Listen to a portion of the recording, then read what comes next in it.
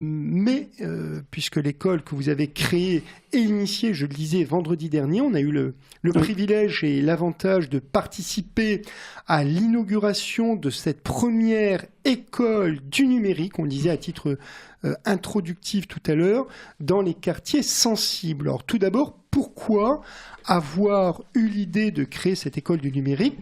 Pourquoi l'avoir initiée? Et je rappelle que vous l'avez créée donc après un travail de plusieurs années, initiée vendredi dernier dans la commune de Sevran. Pourquoi avoir eu cette idée? En fait, aujourd'hui, on se rend compte que les offres d'emploi qui sont proposées par Pôle emploi ne sont pas pourvues par les jeunes dans les quartiers.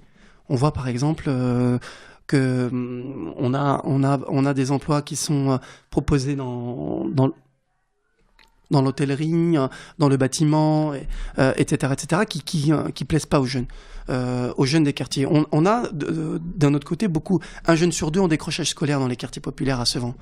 Donc c'est-à-dire un jeune sur deux qui potentiellement est face aux difficultés, aux entreprises, etc., et en recherche d'emploi. En fait, le constat, c'est celui-ci. Moi, je suis issu des quartiers prioritaires et populaires de la ville de Sevran. J'ai eu la chance de passer tous les filtres et de travailler aujourd'hui dans une grande entreprise. Et c'est vrai qu'il faut se retourner quand on réussit, quand on arrive au bout. Il faut savoir se retourner et tendre la main aux autres. Ce qu'on voit aussi dans ces quartiers, c'est que tout le monde est connecté. Tout le monde a un compte sur un réseau social, sur Instagram, Snapchat. Un téléphone, un smartphone, tout le monde a ça. Et donc les gens sont super passionnés. On parle des générations X, Y et Z maintenant, générations qui sont hyper connectées, qui mangent sur les réseaux, qui travaillent sur les réseaux, qui se rencontrent sur les réseaux, etc. Et donc c'est vrai qu'il y a quelque chose à faire autour de ces sujets-là.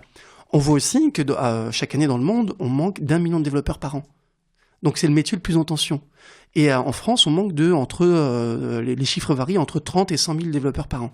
C'est le métier le plus en tension en France et dans le monde. Le métier de développement, c'est un métier d'architecte. C'est un métier où on conçoit, on fabrique, on pense, on innove sur quelque chose qui n'existe pas. On construit du virtuel. On construit du virtuel. Uber, par exemple, c'est du développement. C'est le développement d'une application qui permet de faire rencontrer un usager avec un taxi. Voilà, ça c'est du développement web, c'est du développement applicatif. Et donc aujourd'hui, ça plaît aux jeunes. Voilà, ce monde-là, le monde du numérique, c'est quelque chose qui plaît aux jeunes. Et donc, en 2014, moi, quand j'ai été élu, je me suis dit comment être utile à ma ville et qu'est-ce que je peux faire concrètement pour avoir un projet qui ait de l'impact.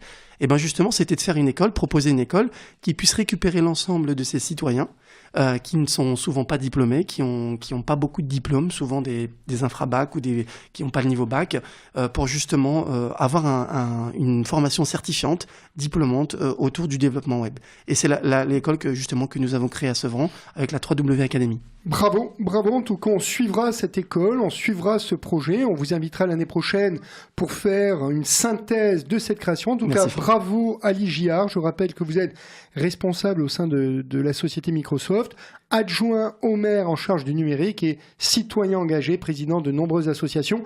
Merci à vous. Merci Franck, merci pour votre accueil. À très bientôt. Merci chères auditrices, chers auditeurs. Je vous retrouve quant à moi dans 15 jours. À très vite. Au revoir.